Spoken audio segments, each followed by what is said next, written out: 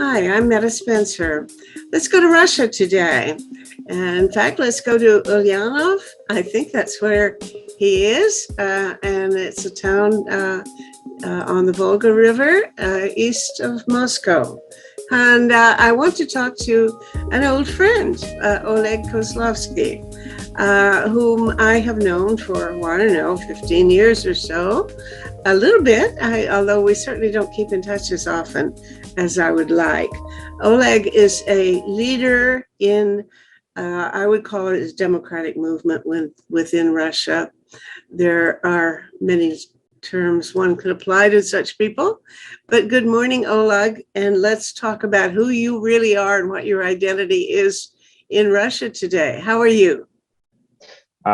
Good morning and good evening for me, because right now here it's almost night. Yes, indeed, we've been in touch, or sometimes not really in touch for many years, and I've changed quite a few places where I try to do something over these years. So about 15 years ago, I was involved in the democratic movement. I still am involved in the democratic movement, but at that time it was my main occupation. I was a part of Oborona, which was a youth pro-democracy movement. I was also working together with Boris Nemtsov at Solidarity movement that he founded. And later sorry, on, I was... Did you say Nemtsov? Yes. Oh, yeah. Okay. Mm-hmm. So we didn't work closely, directly, a lot with one another. But we were acquainted, and we sometimes did some work together. And then for several years, I was involved. I founded a project called Civil Leadership School, which is basically a program for training activists from any part of Russia and from any background and any area, be it environment or democracy promotion, human rights, disabled people's rights, etc., etc. And this project still continues, but several years ago I moved on and I joined Amnesty International, or I would rather say rejoined, because I started my activism as an Amnesty International's volunteer 20 years ago. But recently I came back, and now I'm the Amnesty's researcher based in Moscow. So I cover Russia, and in part I also work on Belarus. Oh my! All right. Well, you have your hands full. I must say, from this perspective here in North America, it looks as if in the last few weeks, life has become more difficult for everybody working on democracy in Russia. And maybe that's just an illusion, but I've been very preoccupied with the clampdown on Memorial, or they destroyed it, right? Yeah. They try to do it. I wouldn't say it's a done deal. Really? You think you can see a way of maintaining some vestiges of Memorial? Yes, well, what they can do and what they are doing right now is they're destroying their legal entity, or rather two legal entities that are Memorial. One is the International Memorial, which is, both are kind of sister organizations, but a little bit with different focus. So the International Memorial is an old human rights organization that documents mostly Soviet times repressions. So Stalin's purges and pre and post-Stalin political repression, while Human Rights Center Memorial is an organization that works on today's politically motivated persecutions and all sorts of human rights violations. So what they can do is they can destroy these two legal entities, but people are still there, and people who work at Memorial, at both memorials, they don't do it just because they were hired. They do it because they feel it's their mission. And I know that they will try to continue their work in any capacity they can, under any legal framework that they can. And actually, my wife also works at Memorial as a lawyer of the Human Rights Center Memorial, and I know that for the last weeks they've been working very hard on how to continue their activities, even if their legal entities don't exist. So it is possible. It is harder. It is riskier because you are you have to fight against the state machinery, which has decided that you have to shut down. You have to find clever ways to circumvent these decisions, these rulings, but it's not impossible. And quite a few organizations have been working for years without registration. But of course, it's much harder when you're such a big organization as Memorial, because Memorial is perhaps the biggest human rights group in Russia. Yes. Now, even the concept of registration is not foreign to me, because we have various ways. And for example, I work with Peace Magazine, which is incorporated. It is legally a nonprofit corporation in Ontario, but you can function as a operation going on without registering or declaring anything. I've been running this project Save the World out of my bedroom, for the last 3 years, and it doesn't have any legal existence at all. So I've always been a little puzzled by what seemed to be the necessity, or close to a necessity, of having some formal status in Russia. If a group of people get together informally and just work together in the backyard or doing things together, what's the problem? Do you get into difficulty for doing certain kinds of public actions that without having any kind of legal status as an organization? Well, you're absolutely right. You can do that. And even under Russian legislation, it's not illegal. You can absolutely do most of the kinds of activism without needing any registration or any documents from the government. There are a few things that you cannot legally do. You can't have any property as an organization. You can't have a bank account as an organization. Of course, you can use your personal bank account, but then it's a question. In part, it's a kind of very formal question of how do you pay your taxes, how do you make contracts. For instance, if you want to hire somebody, do you hire them as a person? And then it will be also a question of trust, whether people know you and trust you enough to, let's say, donate some money to you or to donate some property. But in principle, it is possible. Quite a few organizations, like I said, work this way.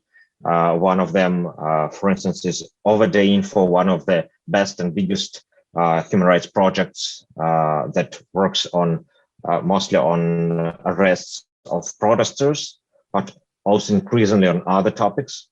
They've been working without registration for 10 years. But incidentally, they've also been working with Memorial to help them collect donations. So now that Memorial is going to be out of the picture, at least legally, they and some other groups will have to find other ways to collect donations, to own something, to use a bank account, etc. Mhm. But I agree that it's possible. In many ways, I think it is also a little bit of a habit or kind of people used to having legal entities, having an official bank account, a stamp that you can use on your letters. They used to have an office, they used to have an accountant, and all of this formal machinery.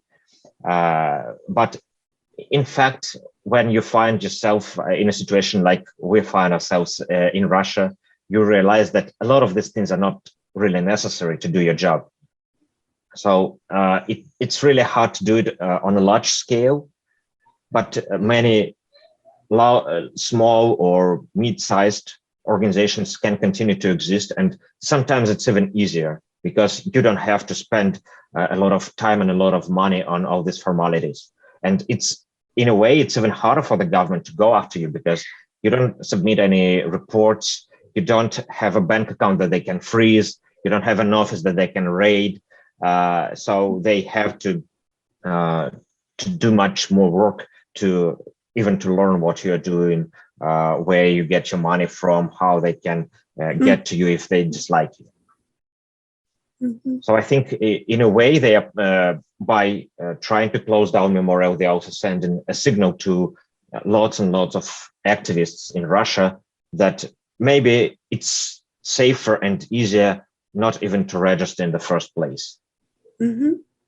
That's very interesting because I hadn't heard anybody say that before. In fact, all of what you just said is new to me because I assumed that when registration was removed, that it was really a death knell to the organization. But you're saying that not necessarily. What about now they've done the same thing or something maybe worse to Navalny's organization. What did they do to that organization, or is it exactly what they did to Memorial? And how dangerous is it for somebody to actually continue working, say, to support Navalny, who is obviously probably more of a threat to the government than you are, Amnesty or Memorial for that matter? I presume that Navalny is perceived as a real challenge to the legitimacy of Putin. So what has happened there with that apparatus that they were, it's a party, or was it, would you call it a party, or what did he have? He tried to form a party, I think 7 times or something like that, and it was refused registration. Mm-hmm. But he did have several NGOs. Some of them were registered, some of them weren't. But what the government did was a little bit different from what they're doing to Memorial. They actually declared all these NGOs extremist organizations. Well, not all, but 3 of these NGOs were declared extremist organizations. And I'm sorry, they were, pardon me, they were declared what kind of illegal? Extremist. Extremist. Oh. Yes, extremist. Not only does it mean that the organization automatically shuts down, but it also means that any participation in this organization, any attempt to promote the work of this organization, even not being a member of it, any donation to this organization becomes a criminal deed. So right now we see that a lot of former, not even current, but former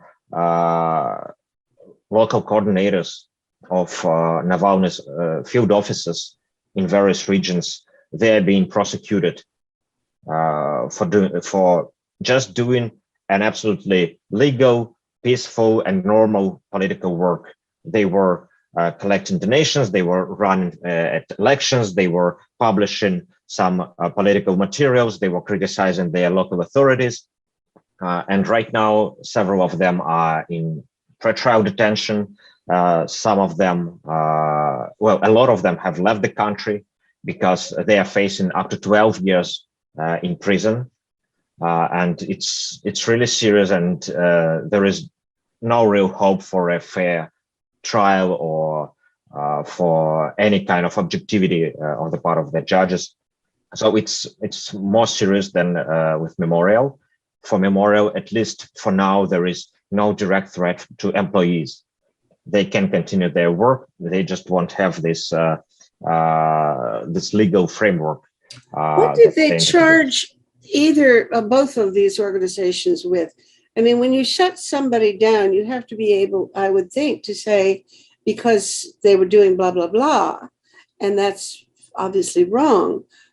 What would they claim that Memorial was doing that was so wrong? Well, Memorial,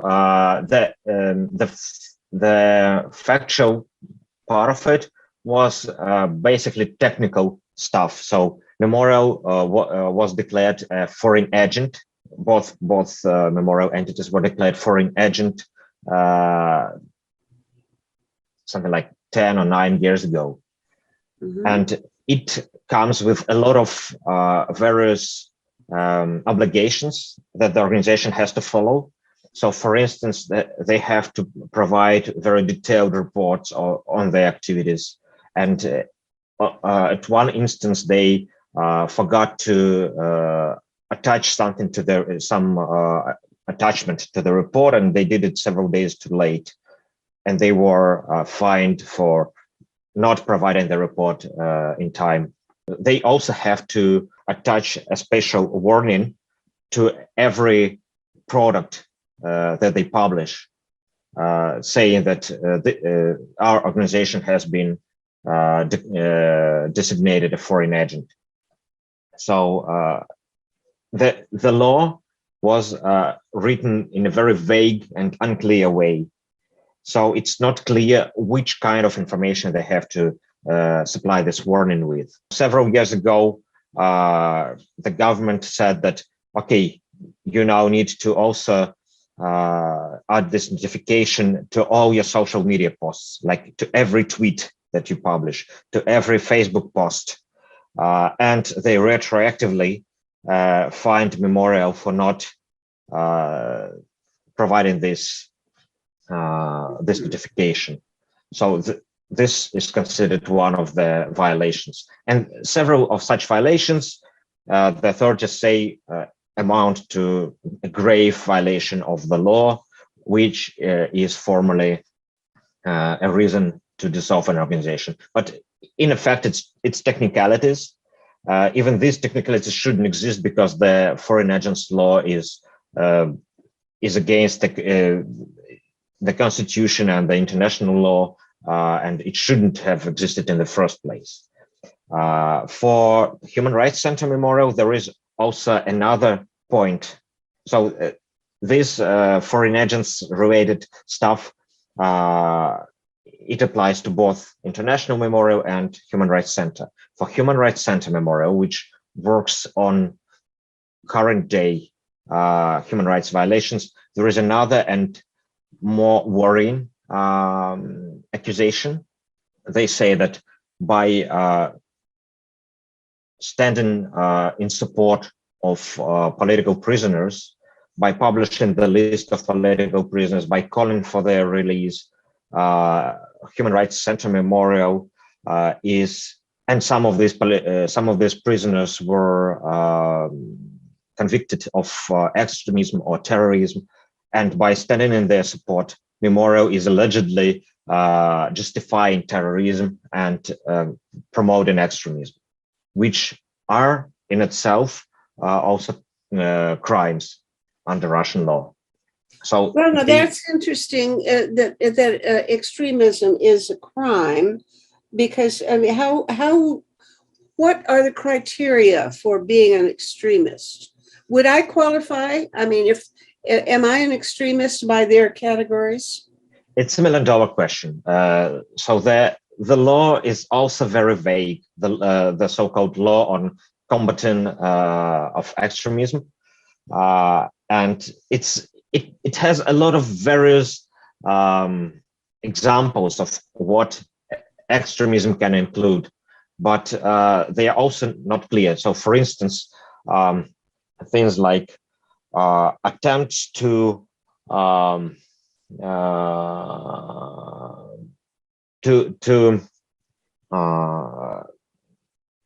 what's it called? An incitement of hostility against social groups, and these social groups have been historically in the last 15 years that this law exists, have included, for instance, the government.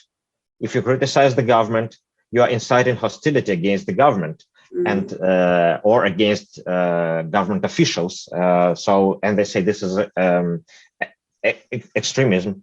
Or if you are criticizing the annexation of Crimea, for instance, this is considered calls for violation of sovereign integrity, of territorial integrity of Russia.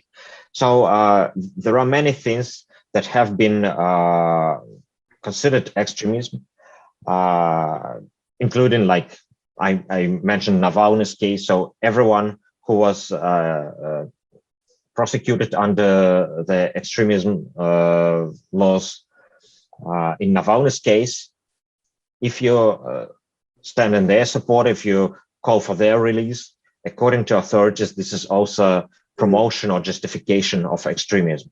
So this is also intentionally very vague. This is how the authorities are using laws. They make them so difficult to interpret, opens to so many understandings that it's just impossible to make sure that you're not breaking any of these laws, because today they understand it one way, and after a year they may understand it completely differently. And what you've done a year ago, they will say it was a crime, or it was some other violation of the law.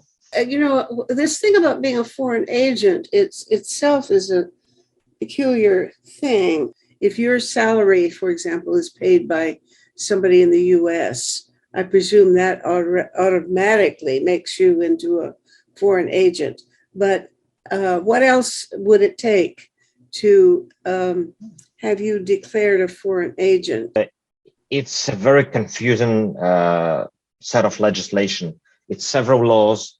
It's many norms in different laws that have different definitions of a foreign agent. So there are NGOs, non-government organizations, that can be a foreign agent. This is their regional law that was passed 9 years ago.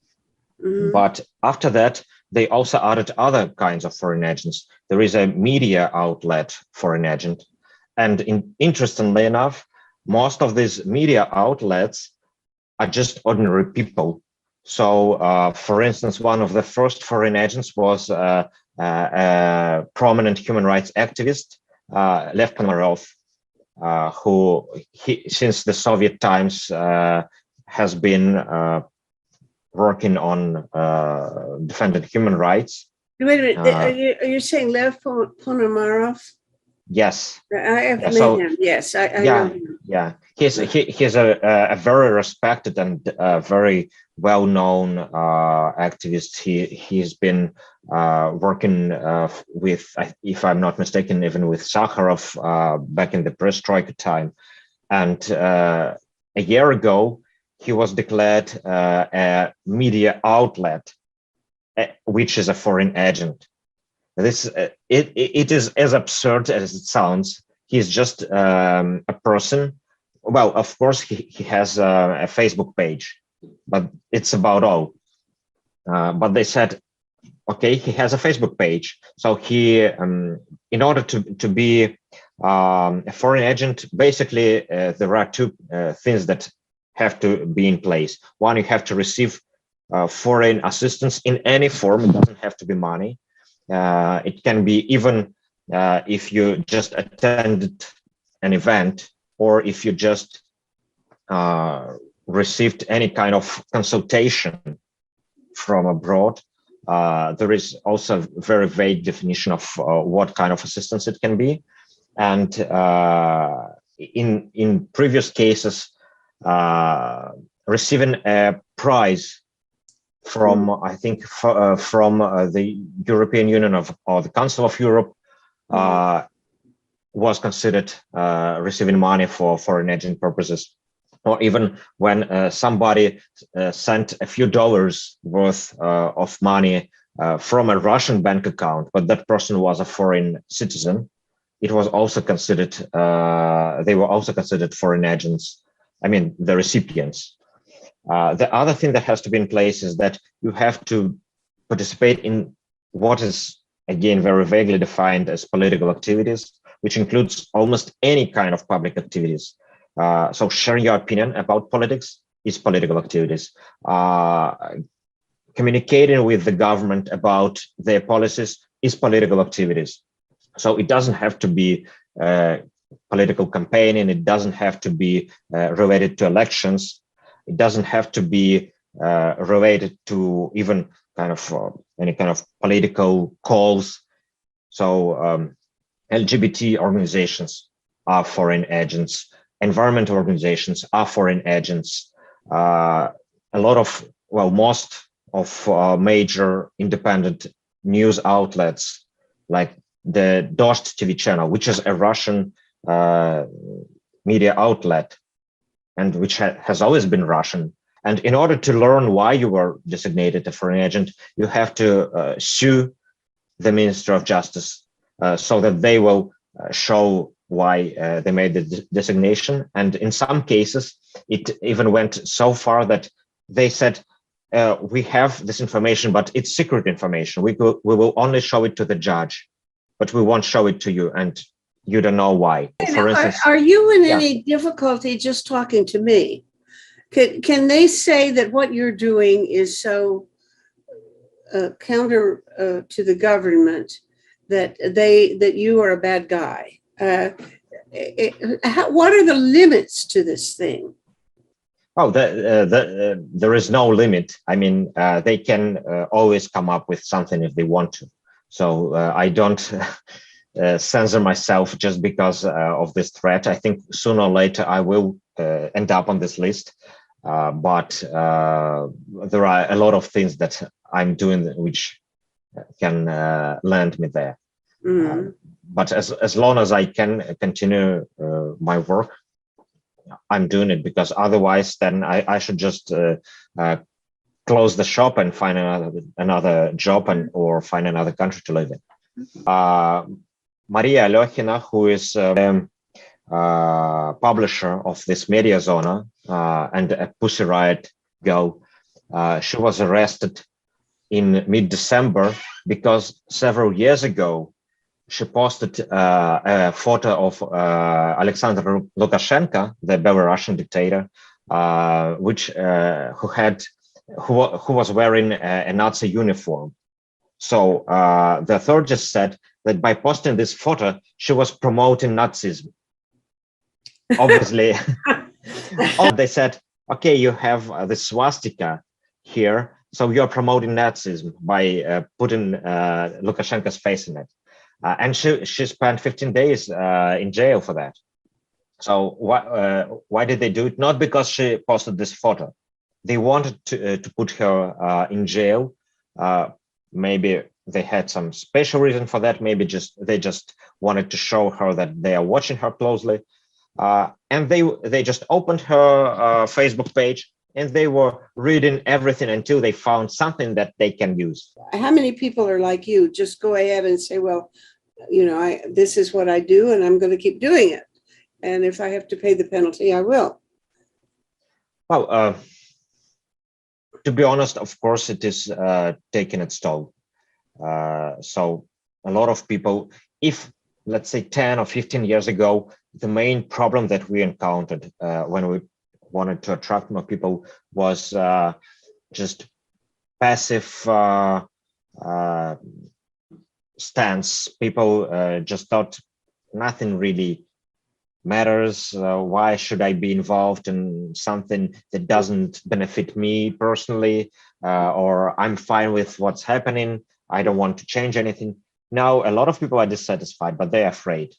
So fear has come back, I would say, to Russia, and it's getting stronger. And people realize that they can really have their lives ruined.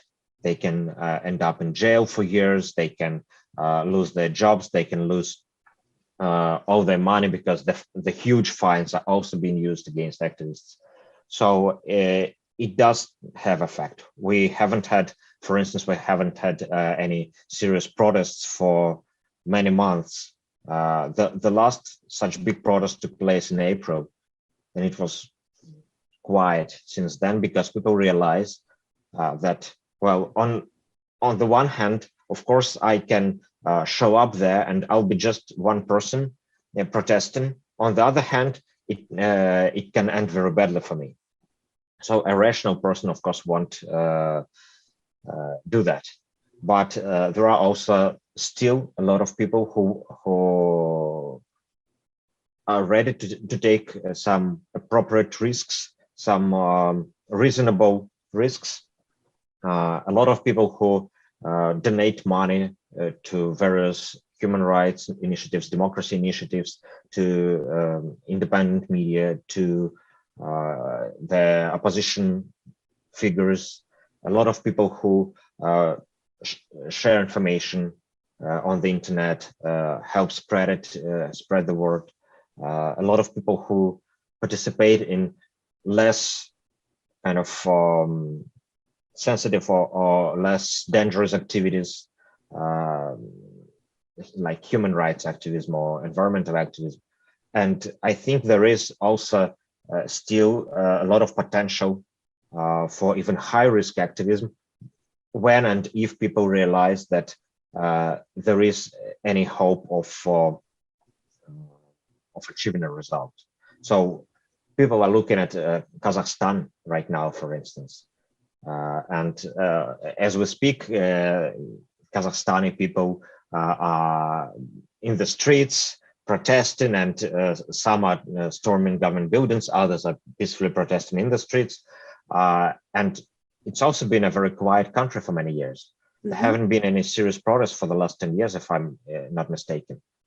Maybe just some. Well, how repressive a regime has it been? Compare that government with Putin's government. Oh, I'm not an expert in Kazakhstan at all, so I've been just reading here and there or meeting sometimes meeting people from Kazakhstan, and it was my impression that there was a lot in common between Nazarbayev's regime and Putin's regime.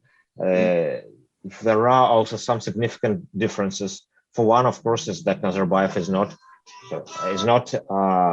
in charge of the country formally right now.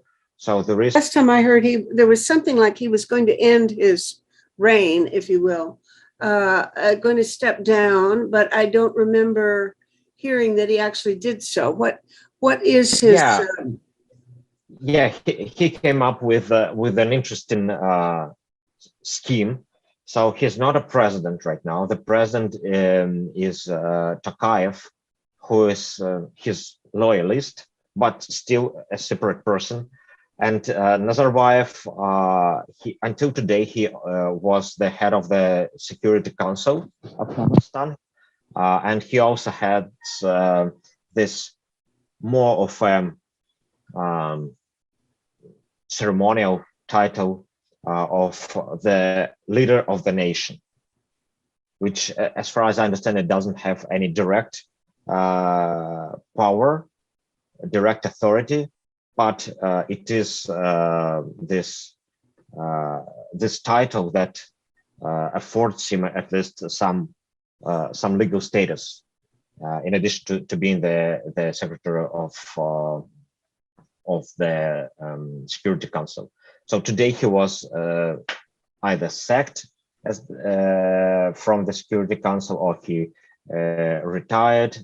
It's not clear right now, but he lost that seat. So it may be the end of Nazarbayev's more than 30 years rule today. And what I was saying is that people didn't expect it either. for many years, Kazakhstan, with its opposition was destroyed, its independent media were destroyed. Their policies were probably a little bit less brutal usually, because the government didn't face any organized resistance. But now what they're facing is disorganized resistance, which may be in some ways even worse for the country, because people don't know how well, there is nobody to talk to for the government right now. No opposition leaders who can stop it.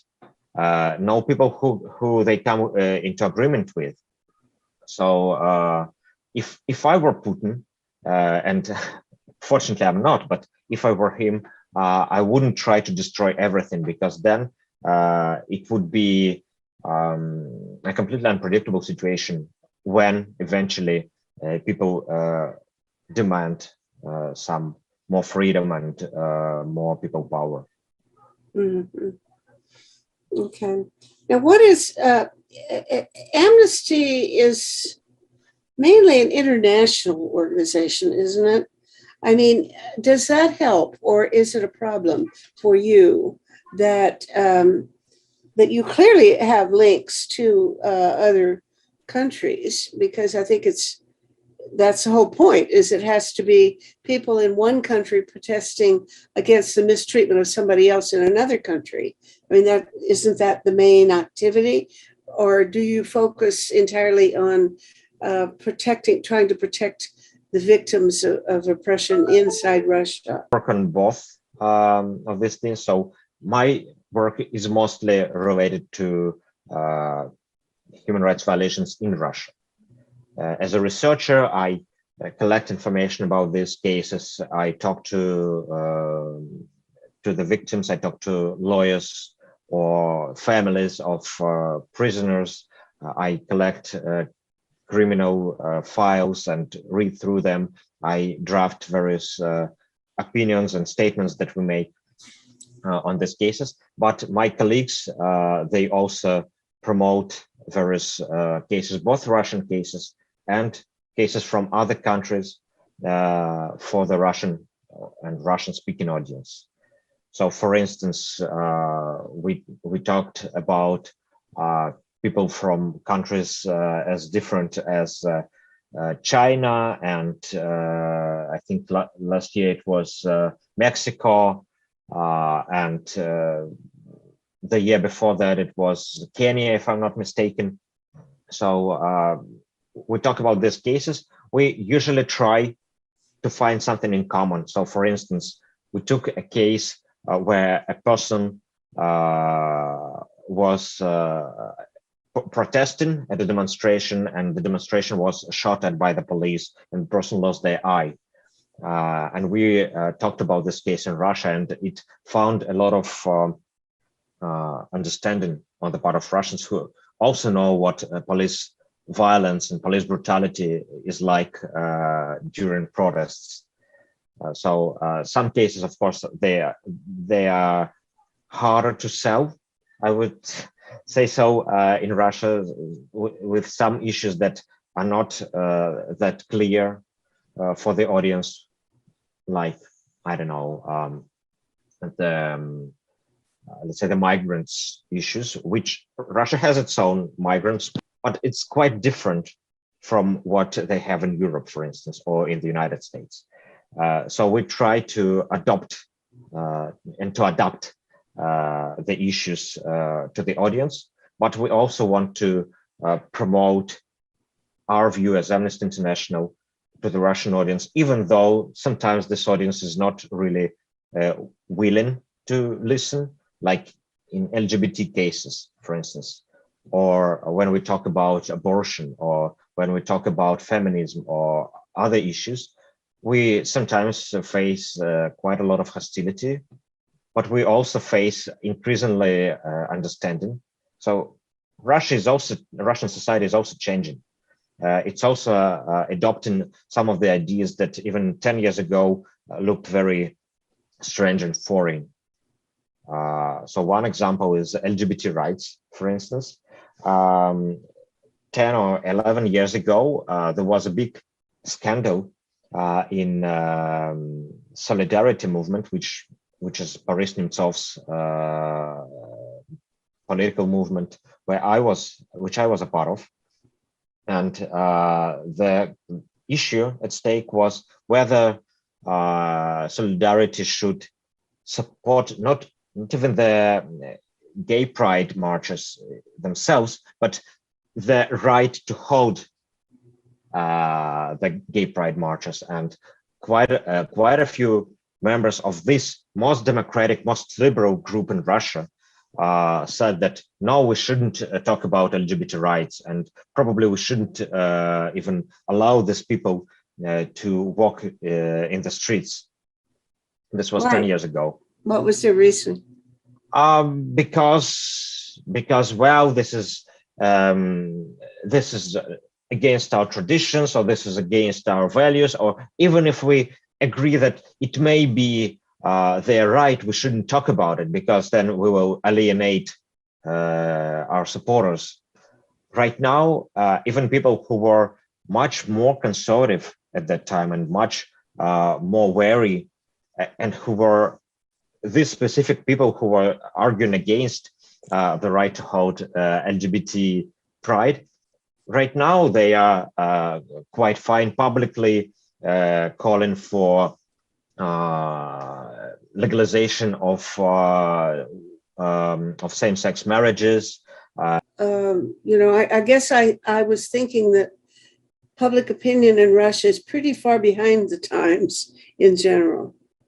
It is, and of course it's very difficult to make generalizations about such a big and diverse society as Russia's. So there are also other groups that are, on the other hand, getting more and more militant on the conservative and kind of nationalistic part of the spectrum. But at least what I see among the more socially and politically active people, I see that the younger people are coming with very different values than the Soviet generation, and even they are beginning to affect the older, kind of the middle generation, like my generation and the people who are a bit older than me.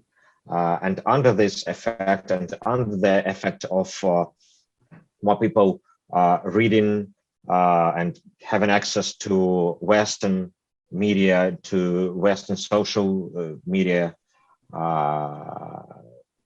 things are changing, I think, more in a liberal direction. Most kids learn English now. Is that true? Yeah, in school, it's taught pretty much everywhere, right? Yes. Now, so they can learn it.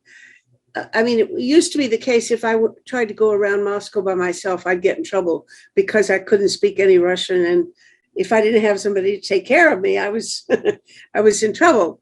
But I gather that I would soon be able to find somebody on the street who spoke English nowadays, right? Especially younger people, yes. Yes. And now if they can read English and understand English, then they probably are more exposed to international information like Facebook and other international publications and so on, right? So would that explain the, would you say the culture is globalizing? Yes, and also culture is transmitted through various media. It goes with movies, with books, with various series, even computer games. So all of this also affects the values, the opinions, the ideas that are on people's minds. It also affects what people are discussing. So things that weren't on table at all 10 or 15 years ago, they're being discussed right now. And people are also watching political developments in Europe, in the United States, and elsewhere. And I think it's not always that I agree with these opinions, but I see that a lot of Russians, maybe because of the lack of real politics inside Russia, like we all know who will be the president in the next elections, who will win the next parliamentary elections, etc. People are increasingly turning to Western political systems and learn about them.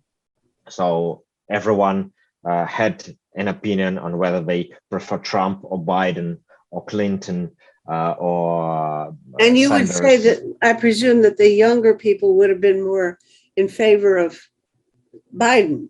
Is that right? Actually, it's this is not so certain. There No? are quite a few.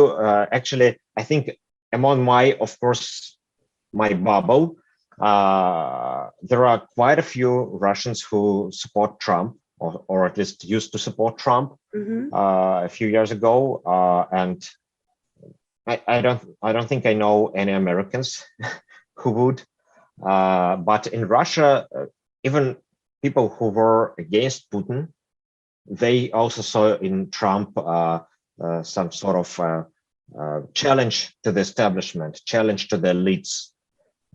They thought that, well, this guy is really different, and Clinton or Biden, it's just like another Putin or another Medvedev. We know this kind of. Okay, now along the same lines, there are a couple of other things that seem anomalous to me. You know, that progressive people in Russia hold, I'm thinking of two things that I don't think many people in Russia are nearly as alarmed about climate change as almost everybody I know in the West. All my friends are just absolutely in panic because we think it's like doomsday. But I haven't run into people in Russia thinking that way, even although I don't go there, so I don't know. The other thing is I hear that there are quite a number of progressive people, people who say they would like a democracy for Russia and so on, who won't get vaccinated, who will avoid vaccination.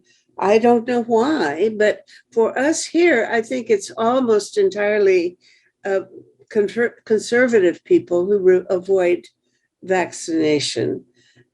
People who I don't know, I don't understand the logic whatsoever, but it goes with being right wing, I think. Whereas I'm not sure that's the case in Russia. And then another thing that puzzles me is, for example, the Yabliko's continuing rejection of Navalny, which I think is surprising given the extraordinary courage the man is showing. Maybe he has some antiquated ideas, but the hostility, in fact, that Yabliko has shown toward him, when in so many other ways, I think of Yabliko as a highly progressive movement. Those are three cases of things that don't fit any pattern that I understand about what it takes to be a progressive. Yeah, well, okay, one by one then. With climate change, yes, I think it's quite universal in Russia that people of most political views, they share that climate change is not a big issue or it's not an issue at all. So it ranges from people who say that it's all a hoax, there is no, at least there is no man-made climate change, it's all just artificially created theory, to people who say, well, maybe it is, but we will even benefit from it because Russia is a cold country and more parts of the country will become livable in the coming future. To people who say, yes, it is a problem, but we cannot just stop selling the fossil fuels because it's our main source of income. At the same time, a lot of people who, at least people who criticize the government, they also note that, Russia has become a one export country. We only sell petrol, we only sell oil and gas. So it is a problem, and people, even those people who don't believe in climate change, they say, well, maybe we should move away from these exports and should start developing green economy, start developing high-tech industries, etc. So but these issues are separate. A lot of people either don't believe or they just don't think about climate change, or other people who say, yes, it's a problem, but let's sort out the more immediate problems right now, like corruption, lack of democracy, human rights violations, poverty. And then after we solve these, we can turn to global issues like climate change. That being said, of course, there are also people who work a lot on this issue, who protest against various projects that Russian authorities or Russian oligarchs do that are dangerous for the climate. And I think Fridays for Future is one organization that you're going to talk to in the near future. So they are a good example of, and I don't know them personally, but it is my impression that they are a good example of this young generation that was influenced by ideas that they learned from the West and global discussion halls. So the second issue, vaccination. It's about vaccination, yes. And indeed, it's also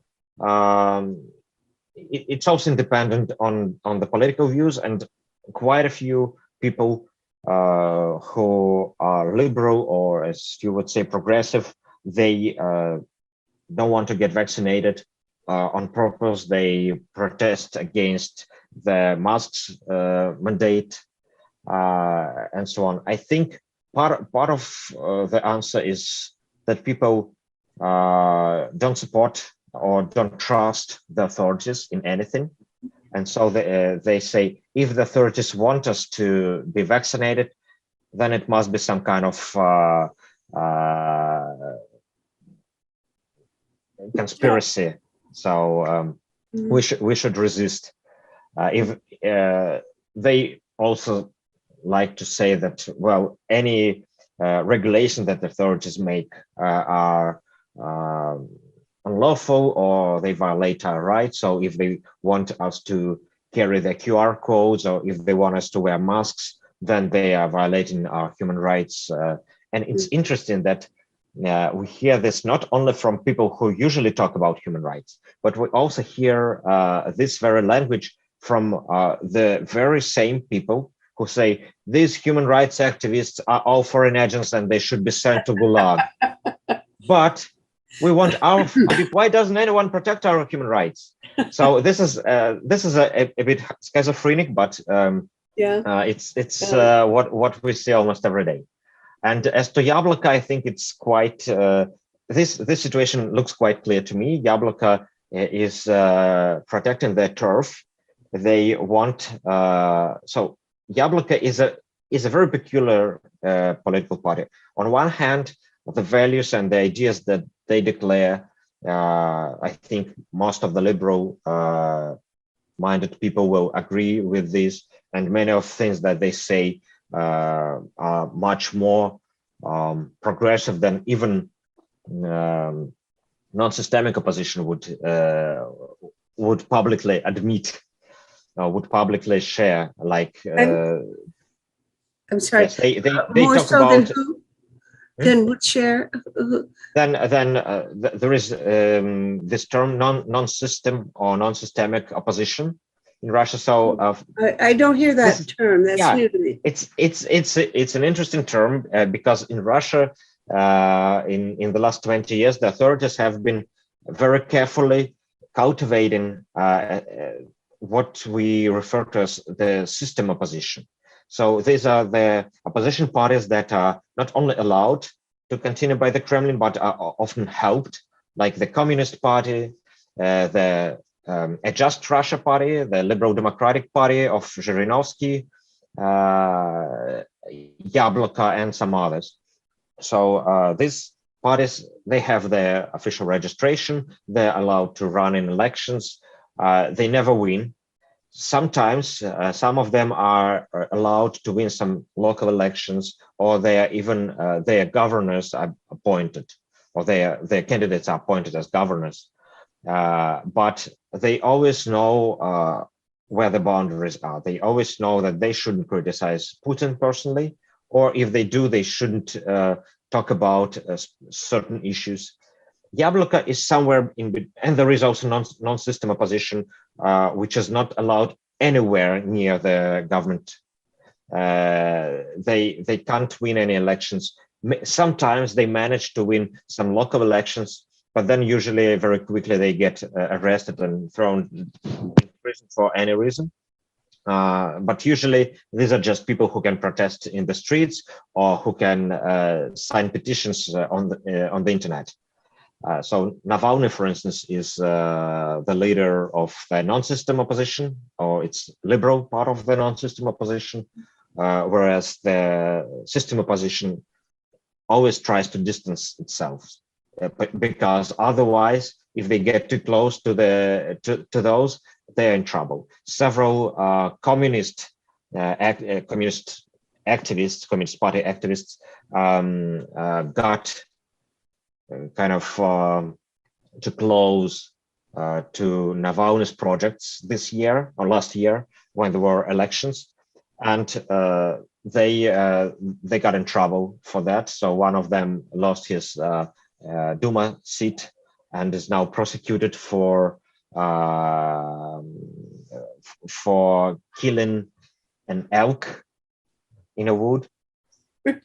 Yeah, he went hunting, and probably looks like he did in fact kill an elk, and he's now prosecuted for that. But of course, hunting it for food? No, just for leisure. Oh, really? Okay. Yeah. So quite a few Russian officials do it. It's one of the popular sports, but I think it's one of the very rare cases when it actually ends in a criminal case. And the reason for that is clear, because this guy was seen as too close to the non-system opposition. So they wanted to teach him a lesson and teach all the others a lesson. And so Yabloko is somewhere in between. They can criticize Putin on some things like Crimea or human rights violations or foreign policy, which all others, all system opposition parties completely subscribe to. But at the same time, Yabloko has their registration, allowed to run in elections, and is the only party in this field. So they want to attract as many supporters as possible from the non-system opposition. But at the same time, they have to show, first of all, to the Kremlin that they're not dangerous, that they won't bring Navalny to the Duma, that they won't bring his people to in a government office. Okay, that really helps me, because now that gives me a very much improved map of the political system as it functions these days in Russia. Yeah. I'd love to keep talking, but our time is used up. We have to do this another time, because you're such a fount of wisdom and courage as well. I just have such respect for you, Oleg. And it was my pleasure to talk to you and discuss some of this stuff. And thank you for very spot-on questions. To watch this or any of the other shows that we produce, go to our website, tosavetheworld.ca, and in the search bar, you can enter the episode number. This one is 395, or one of the names of one of the speakers. This one is Oleg Kozlovsky, Kozlovsky, and enter it in the search bar and it'll take you there. And after you've watched it, please scroll down and give us your own thoughts about the issue in the comments column. I hope to see you there.